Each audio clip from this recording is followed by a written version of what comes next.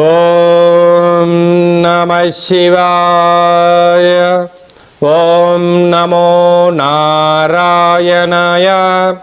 కర్మ నివారణ, సంచిత కర్మ, ప్రారబ్ధ కర్మ, ఆగమిక కర్మ నివారణ, నరదృష్టి నివారణ కాళభైరవాయ నమో నమః. ఓం దిగంబరాయ విద్మహే సింహవాహనాయ ధీమహి తన్నో కాళభైరవ ప్రచోదయాత్. హరి ఓం. మా ఛానల్కి స్వాగతం. చూస్తున్న వీక్షకులకు, ప్రేక్షకులకు, ప్రియ కాళభైరవ భగవద్బంధులకి స్వాగతం పలుకుతూ మమ్మల్ని ఎంతగానో ఆదరిస్తూ ఉండబడినటువంటి ప్రియ సోదరా సోదరీమణులకు అందరికీ, సనాతన ధర్మ సంరక్షకులకి, వీక్షకులకు, ప్రేక్షకులకు 2024 సంవత్సరంలో శేషభాగమైనటువంటి 15 రోజులకు వీడుకోల్ పలుకుతూ 2025 సంవత్సరానికి స్వాగతం పలుకుతూ ఈ సంవత్సరంలో జరిగినటువంటి అష్ట కష్టాలకు, ఇబ్బందులకు, అనారోగ్యాలకు స్వస్తి పలుకుతూ నూతన ఆనందంతో 2025 సంవత్సరం స్వాగతం పలకాలను కోరుకుంటూ 16/12/2024 నుండి 31 డిసెంబర్ 2024 వరకు పుట్టినటువంటి వారందరికీ కూడా ముందస్తుగా జన్మదిన శుభాకాంక్షలు. అలాగనే గతంలో వివాహం చేసుకున్న వారికి వివాహ వార్షికోత్సవ శుభాకాంక్షలు. ద్వాదశ రాశుల్లో గ్రహ గమనాన్ని ఒకసారి వీక్షింపచేద్దాం. వృషభ రాశిలో దేవగురు బృహస్పతి శత్రు సంచార స్థితి, కర్కాటక రాశిలో కుజ సంచార స్థితి, కన్య రాశిలో కేతు సంచార స్థితి, వృశ్చిక రాశిలో బుధ సంచార స్థితి, ధనుస్సు రాశిలో రవి సంచార స్థితి, మకర రాశిలో శుక్ర సంచార స్థితి, కుంభరాశిలో శని భగవానుడు స్వక్షేత్ర సంచార స్థితి, మీనరాశిలో రాహు సంచార స్థితితో గ్రహ గమనాలు ఈ విధంగా ఉన్నాయి. కుంభరాశి వారు ఈ ఆంగ్ల సంవత్సరానికి వీడుకోలు పలుకుతూ, నూతన ఆంగ్ల సంవత్సరానికి స్వాగతం పలుకుతూ ఎలాంటి కష్టాలను నివారించుకోవాలి, ఎలాంటి ఐశ్వర్యం స్వాగతం పలకాలో ఈ వీడియోలో సవివరంగా సంపూర్ణంగా తెలుసుకుందాం. కుంభరాశిలో ఏ ఏ నక్షత్రాలు వస్తాయనగా ధనిష్ఠా నక్షత్రంలోని 3వ పాదం, 4వ పాదం, శతభిష నక్షత్రంలోని 4 పాదాలు, పూర్వభాద్ర నక్షత్రంలో 1, 2, 3 పాదాలను కలిపితే కుంభరాశి. అలాగే చాలామందికి పుట్టినటువంటి కాల సమయంలో డేటా ఆఫ్ బర్త్లు లేనటువంటి కారణం వలన పేరు యొక్క మొదటి అక్షరాన్ని అనుసరిస్తూ ఆ రాశిని తెలుసుకునే ప్రయత్నం చేద్దాం. గు, గే, గో, సా, సి, సు, సే, సో, ద అక్షరాల వారందరూ కూడా కుంభరాశి జాతకులే. కుంభరాశి యొక్క అధిపతి శని భగవానుడు. వీరికి ఏళ్లనాటి శని మధ్యమ సంచార స్థితి జరుగుతూ ఉండడం, 2వ స్థానంలో రాహు, అర్ధాష్టమ గురువు, 6వ స్థానంలో కుజుడు, అష్టమంలో కేతువు, వ్యయంలో రవి సంచార స్థితి, లాభస్థానంలో రవి సంచార స్థితి, వ్యయంలో శుక్ర భగవానుడు సంచార స్థితి ఉండడం వలన అనుకూలత చాలా తక్కువగా ఉంది. కనుక వీలైనంత వరకు ఆవేశాలకు దూరంగా ఉండండి, పంతాలకు పట్టింపులకు వెళ్ళొద్దు. ఏదైనా వృత్తి, ఉద్యోగ, వ్యాపార కార్యక్రమాలు చేసేటప్పుడు ఓపిక, పట్టుదల చాలా అవసరం. ఇవన్నీ మీకున్నాయి. కానీ సంవత్సరం చివరి శేష రోజులలో శత్రువులు మిమ్మల్ని రెచ్చగొట్టే ప్రయత్నం చేయడం, ఇక్కడ నుంచి మిమ్మల్ని పంపించాలని కొందరు ఎదురు చూడడం, వాళ్ళకు అవకాశం ఇవ్వద్దు. కనుక వీలైనంత వరకు మౌనం, ధ్యానం, ఏకాగ్రత, లక్ష్యం వైపు ప్రయాణం చేయడం, ఉద్యోగాల్లో ఎలాంటి తప్పుడు మార్గాలకి మీరు వెళ్ళకపోవడమే మీ విజయానికి తొలిమెట్లు. అలా మీరు ఎప్పుడైతే ఉన్నట్లయితే సభల యందు, సమావేశాల యందు మాట్లాడే అధికార యోగ్యత మీకు సొంతమవుతుంది. కనుక గ్రహ సంచార స్థితి అనుకూలంగా లేదు. కనుక ఇలాంటి కాల సమయంలో ఒక గ్లాసు బియ్యాన్ని అన్నంగా ఏర్పాటు చేసుకొని అందులో పసుపు వేసినట్లయితే అంత పచ్చగా మారిపోతుంటుంది. ఒక నిమ్మకాయని పెట్టి, కర్పూరం పెట్టి, దిష్టి తీసి వెలిగించి పక్షులకు దానం చేయడం కానీ, చేపలకు నీటిలో వేయడం కానీ, కుక్కలకు పెట్టడం కానీ దానము చేయడం వలన ఆ గ్రహాలు శాంతింపబడి మీకు నరదృష్టి, శత్రు ప్రభావము, అంతర్గతమైన శత్రువులు మీ పైన దాడి చేయకుండా ఆపుకోవడానికి ఇది ఒక రకమైన మార్గం అని చెప్పి కూడా గమనించాలి. అలా కుదరలేదు, ఈ కింది నెంబర్ సంప్రదించండి, ఏం చేయాలో చెప్పడం జరుగుతుంది.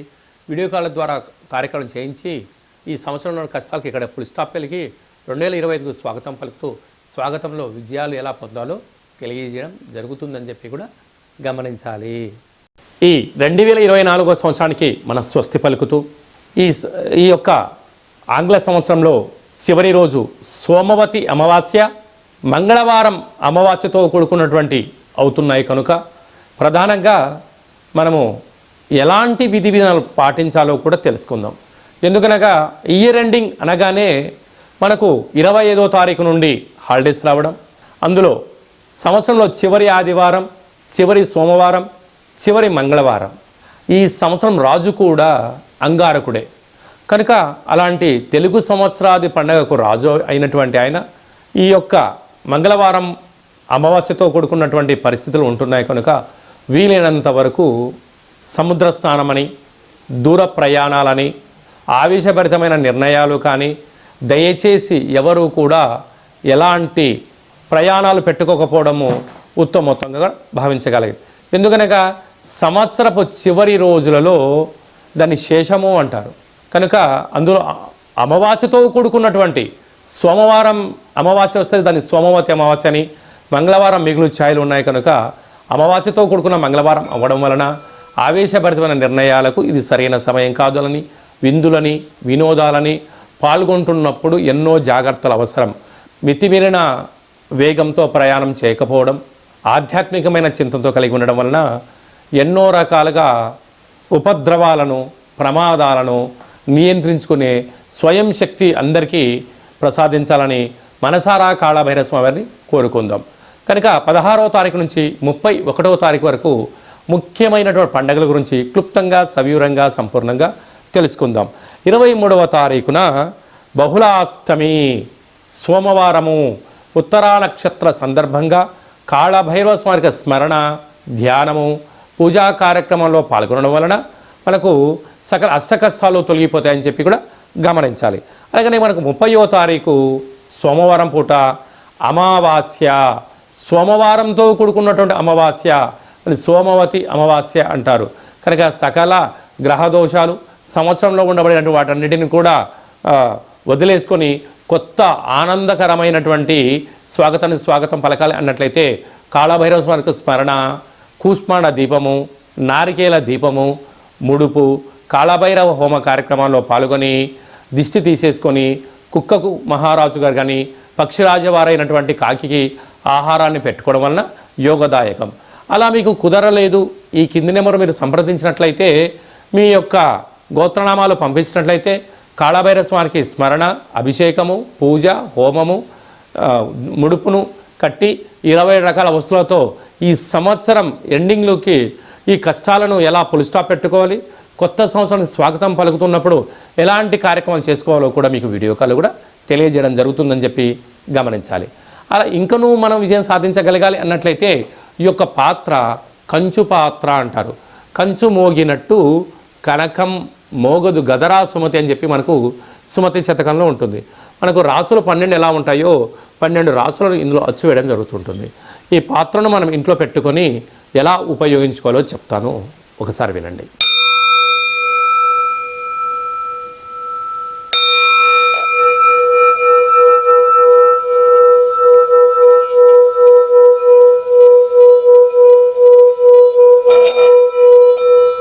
ఈ యొక్క శబ్ద దొరకడం వలన మనిషి యొక్క శరీరంలో ఉండబడినటువంటి మూలాధార, స్వధిష్టాన, మణిపూర్వక, విశుద్ధ, అనహత, ఆగ్నేయ చక్రాలు వికసింపచేయడం, ఇంట్లో ఉండబడినటువంటి జ్యేష్ఠాదేవి ఈ శబ్దానికి తట్టుకోలేక బయటికి వెళ్ళిపోవడం, గ్రామంలో సంచరించేటువంటి మహాలక్ష్మీదేవి గళ్ళు గళ్ళుమంటూ ఇంటికి రావడం స్వాగతం పలుకుతుంది. అలాగా మనకు చాలామందికి నాకు నరదృష్టి ఉంటుందండి, ఏం చేసినా ఈ మధ్య కలిసి రావట్లేదండి, మా అబ్బాయి కానీ అమ్మాయి కానీ ఆహారం తీసుకుంటున్నారు కానీ ఒంటికి పట్టట్లేదండి, అనేక వ్యాధులతో ఇబ్బంది పడుతున్నాము అనుకుంటున్న వారందరికీ కూడా ఈ యొక్క పాత్ర, అక్షయ పాత్ర ఆవశ్యకత ఉందని చెప్పి గమనించాలి. మన మనసులో ఏదైతే కోరిక ఉందో వాటిని కోరుకొని ఈ శబ్దం చేయడం వలన, ఆ లక్ష్మీ కటాక్షం వలన, శబ్ద తరంగాల వలన ఆ పని వశీకరణ కలిగి అద్భుతమైన విజయం మన సొంతం అవుతుందని చెప్పి గమనించాలి. ఈ అక్షయ పాత్రతో పాటు ఓ కాళభైరవ స్వామి యొక్క పిరమిడు, డాలరు, కంకణము, అలాగనే మీకోసం ప్రత్యేకంగా కాళభైరవ హోమము, అలాగనే విశేషమైనటువంటి 20 రకాల వస్తువులతో దిష్టి తీయించడం కూడా జరుగుతుంటుంది. ప్రత్యేకంగా మీకు వీడియో కాల్లో పూజ చూపించి చేయడం జరుగుతుంది. మీ ఎక్కడి వారైతే అక్కడి అడ్రస్ను మీరు వాట్సాప్ పంపించగలిగినట్లయితే కొరియర్ చేసి కొరియర్ స్లిప్ కూడా వాట్సాప్ పెట్టడం జరుగుతుంది. కనుక మనమందరం కూడా కష్టాలకు స్వస్తి పలుకుదాం. 24వ సంవత్సరానికి వీడుకోలు పలుకుదాం. 2025కు స్వాగతం పలుకుతూ అందరి ఇంట్లో భైరవ స్వామి యొక్క ఆశీర్వాదం వలన ధనకనక వస్తు వాహనాలతో అద్భుతమైన విజయం కలగాలని కోరుకుంటూ ఆశీర్వచనం. అలాగనే మన వ్యక్తిగత జాతకం తెలుసుకోవాలనుకుంటున్నారా? మీ యొక్క పేరు, పుట్టినటువంటి తేదీ, నెల, సంవత్సరం, సమయం రాసి మీరు వాట్సాప్లో పంపించగలిగినట్లయితే 100 సంవత్సరాల జాతకాన్ని సవివరంగా సంపూర్ణంగా రాసి పంపించి ఆ తర్వాత మీరు పుట్టినప్పుడు గ్రహ గమనాలు ఎలా ఉన్నాయి, ప్రస్తుతం ఎలా ఉంటున్నాయి, రాబోయే కాలంలో ఎలా ఉండబోతున్నాయో మీకు తెలియజేయడం జరుగుతుందని చెప్పి కూడా గమనించాలి. అలాగనే చాలామందికి పుట్టినటువంటి కాల సమయంలో డేటా ఆఫ్ బర్త్లు లేనటువంటి కారణం వలన మీ పేరు యొక్క మొదటి అక్షరాన్ని అనుసరిస్తూ ఆ రాశిని తెలియజేసే ప్రయత్నం చేస్తూ భూత భవిష్యత్ వర్తమానాన్ని గవళ ద్వారా అనగా రమణ శాస్త్ర ద్వారా కాళభైరవ ఉపాసన చేత మీకు జాతక వివరాలను తెలియచేస్తూ ఎలాంటి పరిస్థితులలో ఎలాంటి పనులు చేసుకోవాలి, ఎలాంటి పనులలో మనం మౌనం వహించాలి, ఎప్పుడు కార్యక్రమాన్ని చేసుకోవచ్చు, ఎప్పుడు చేసుకోకూడదో ఆధ్యాత్మికమైన సలహాలు సూచనలు మీకు తెలియజేయడం జరుగుతుంది. కనుక డేటా ఆఫ్ బర్త్ లేనటువంటి వారందరికీ కూడా గవ్వల ద్వారా జ్యోతిషం చెప్పబడుతుంది. కనుక ఆసక్తి గలవారు ఈ కింది నెంబర్ను సంప్రదించి ఆన్లైన్ ద్వారా కానీ ఆఫ్లైన్ ద్వారా కానీ ఫోన్ కాల్ ద్వారా కానీ మీకు జాతకాన్ని తెలుసుకొని మానవ ప్రయత్నం చేయండి. జాతకం అనగా జీవితంలో జరగబోయేటువంటి ప్రకృతిలో జరగబోయేటువంటివి మానవాళికి జరగబోయేటువంటి విషయాలను అమావాస్య రోజు ఏం చేయొచ్చు, ఏం చేయకూడదు, పూర్ణిమ రోజు ఏం చేయాలి, ఏం చేయకూడదో తెలియజేసేదే జాతకం. కనుక అలాంటి కాల సమయంలో జాతకాన్ని తెలుసుకుందాం. గ్రహ సంచార స్థితిలో ఉండబడిన యోగాన్ని తెలుసుకుందాం. అదృష్టానికి స్వాగతం పలుకుతూ అందరూ నిండు నూరేళ్ల ఆయుర ఆరోగ్యంగా ఉండాలని కోరుకుందాం. అలాగనే మీ అమ్మాయి కానీ వివాహ ప్రయత్నం చేస్తున్నారా? ఎందుకు వివాహం అవ్వడం లేదు? జాతకంలో ఎలాంటి దోషాలు ఉన్నాయి, జాతకంలో ఎలాంటి యోగాలు ఉన్నాయి, ఏ అమ్మాయితో కానీ ఏ అబ్బాయితో కానీ వివాహం చేస్తే వారి యోగం అవుతుందో కూడా తెలియజేయడం జరుగుతుంది. అలాగనే వివాహమైన భార్యాభర్తలు తరచుగా గొడవ పడుతున్నారా? ఎందుకు గొడవ పడుతున్నారు అంటే ఇక్కడ పేర్లు కలవడం లేదా, జాతకాలు కలవడం లేదా, వ్యవస్థలో వీరి యొక్క భావాలు భిన్నంగా ఉన్నాయా అని తెలుసుకొని పేర్లో స్వల్పమైన మార్పులు చేయడం వలన ఇలా పోలీస్ స్టేషన్లని కోర్టు సమస్యలని ఇలా ఇబ్బంది కాకుండా విడిపోకుండా ఆ భార్యాభర్తలు అన్యోన్యంగా ఉండడం కోసం ఆధ్యాత్మికమైన సలహాలు సూచనలు ఇవ్వడం జరుగుతుంది. కనుక అందరికీ శుభం, జయం, లాభం జరగాలని కోరుకుంటూ ఈ ఆంగ్ల సంవత్సరానికి వీడుకోలు పలుకుతూ కొత్త సంవత్సరానికి స్వాగతం పలుకుతూ ఆశీర్వచనం. ఓం రాజాదిరాజాయ ప్రసహ్య సాహినే నమో వయం వై శ్రవణాయ కుర్మహే సమే కామాన్ కామకామాయ మహిం కామేశ్వరో వై శ్రవణో యదదాతు కుబేరాయ వై శ్రవణాయ మహారాజాయ నమః. హరి ఓం. నిత్యం శాంతిరస్తు, వృద్ధిరస్తు, తుష్టిరస్తు, అవిఘ్నమస్తు, ఆయుష్యమస్తు, ఆరోగ్యమస్తు, మాఘుం రక్షంతు, సహకుటుంబానం రక్షంతు అని అందరు మనసులో అనుకోండి. శతమానం భవతి శతాయు పురుష సతేంద్రియ ఆయుష్యేవేంద్రియే ప్రతిష్టతి. నూతన ఆంగ్ల సంవత్సర ప్రారంభకాల సమయే సర్వత్ర జయోస్తు విజయోస్తు. ఈ వీడియో మీకు నచ్చినట్టయితే లైక్ చేయండి, షేర్ చేయండి. మేము చేస్తున్న ఆధ్యాత్మికమైనటువంటి వీడియోలు అందరికన్నా ముందు మీరు చూడాలి అనుకుంటున్నట్టయితే మన ఛానల్ని సబ్స్క్రైబ్ చేసుకోండి. పైన అందరికన్నా విషయ పరిజ్ఞానం తెలుసుకోవాలనుకున్న వారికి ఆలన బటన్ దాన్ని ప్రెస్ చేసి గంట సింబల్ కూడా ప్రెస్ చేయండి. మీరు ఎవరి క్షేమాన్ని అయితే కోరుకుంటున్నారో అంటే మీ క్షేమాన్ని ఎవరైతే కోరుకుంటున్నారో ఈ ఆధ్యాత్మికమైన సలహాన్ని సూచనను అందజేసి హిందూ ధర్మాన్ని కాపాడండి.